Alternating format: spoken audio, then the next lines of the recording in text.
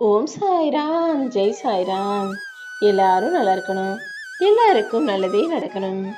அன்பு குழந்தையே, என்னுடைய செல்ல பிள்ளையான ஓ வாழ்க்கையில தான் இந்த சாயப்பா ஒரு அதிசயத்தை நிகழ்த்துவதற்காக உன்னை தேடி வந்திருக்கேன்.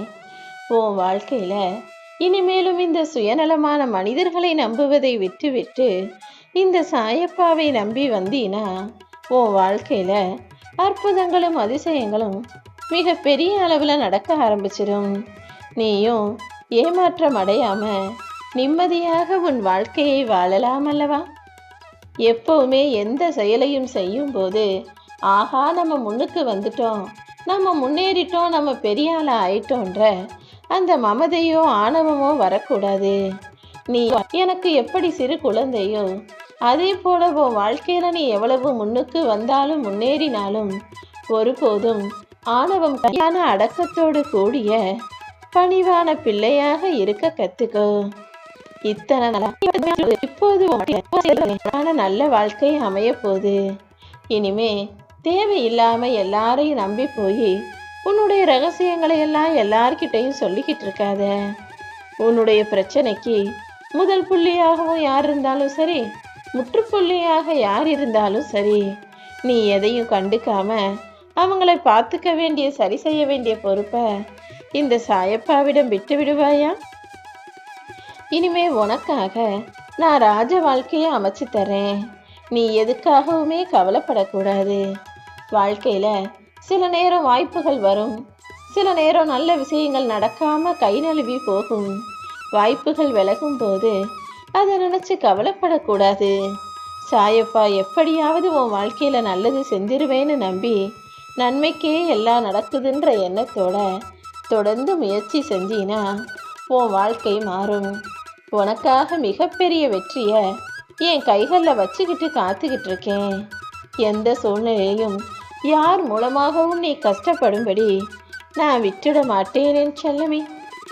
இனி அழிவற்ற நிம்மதியான மிகப்பெரிய அற்புதத்தை உன் வாழ்க்கையில நடத்தி கொடுத்து உன் வாழ்க்கைய புதுசா தொடங்கி வைக்கிறதுக்காக தான் வந்திருக்கேன். கோபத்தோடு இருக்கக்கூடிய உன் மனசை அமைதிப்படுத்து. என் அருள் மூலமாக உனக்கு வளமும் நலமும் கிடைக்கும்படி நான் செய்வேன்.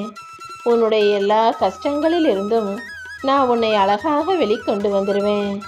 அது மட்டும் இல்லாம இனி நீ யாரிடமும் கையேந்தாத அளவுக்கு எல்லார் முன்னாலையும் உன்னை கௌரவத்தோட தலை நிமிர்ந்து வாழ வைக்கிறதுக்காக தான் இந்த சாயப்பா உன்னை தேடி வந்தேன். எனக்கு எந்த பொய்முகமும் கிடையாது, பொய் வாக்கும் சொல்றது கிடையாது. இந்த சாயப்பாவுக்கு இருக்கிறது ஒரே முகம், ஆறுதல் சொல்லக்கூடிய கனிவோடு கூடிய அன்பான வார்த்தைகளை பேசக்கூடிய நல்ல முகம். அதே போல நான் உனக்கும் உன் வாழ்க்கையில மலர்ச்சி மிகுந்த அழகான முகத்தோட எப்போதுமே சிரிப்பும் சந்தோஷமுமா ஒரே முகத்தோட இருக்கும்படி செய்ய போறேன் என் செல்லமே. இனிமே நீ தனிமேல உக்காந்து கண் கலங்கி கவலைப்பட்ட சோர்ந்து போன முகத்தோடையும் மற்றவங்க முன்னால சிரிச்ச முகத்தோடையும் ரெண்டு முகமா இருக்கணுன்ற தேவையில்லை. எப்பவுமே சிரிச்சு சந்தோஷமா நீ உன் வாழ்க்கையை வாழ்வதற்கு ஏற்றார் போல உனக்கான விஷயங்களை எல்லாம் உன் சாயப்பா நான் நடத்த வந்திருக்கேன்.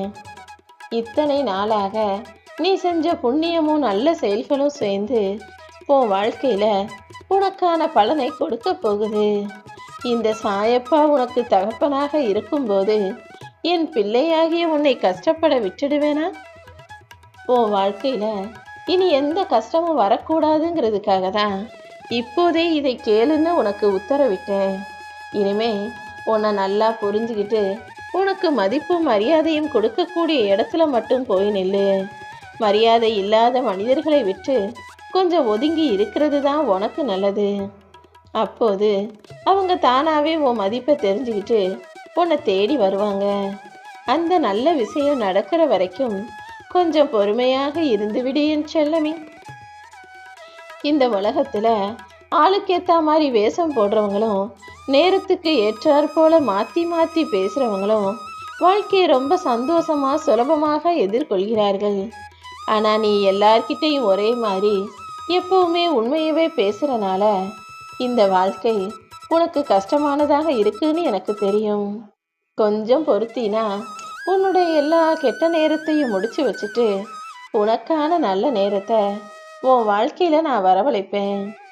எப்பவுமே நல்லா தலை நிமிர்ந்து நிக்கிறவங்க மேலதான் அடி விழுந்து அவங்க வளைஞ்சு போகும்படி செய்யப்படுகிறது. உதாரணத்துக்கு ஆணி கூட நேரா நிமிர்ந்து நின்றுச்சுன்னா அதை தலையில அடிச்சு அடிச்சு உள்ள இறக்கி கீழே இறக்கிடுறாங்க தானே.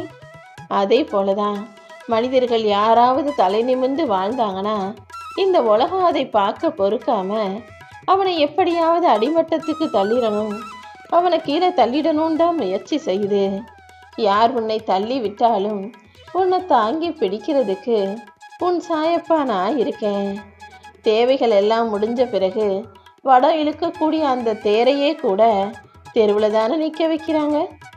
அப்படி இருக்கும்போது உன்னையும் தேவைக்கு பயன்படுத்திக்கிட்டு தூக்கி எறியக்கூடிய சுயநல மனிதர்கள் தான் இவர்கள்ங்கிறத புரிஞ்சுக்கோ. வாழ்க்கையில எப்போதுமே எல்லாமே ஒரு அளவோட இருக்கும்படி பார்த்துக்கிட்டினா எதுவுமே கஷ்டமா இருக்காது.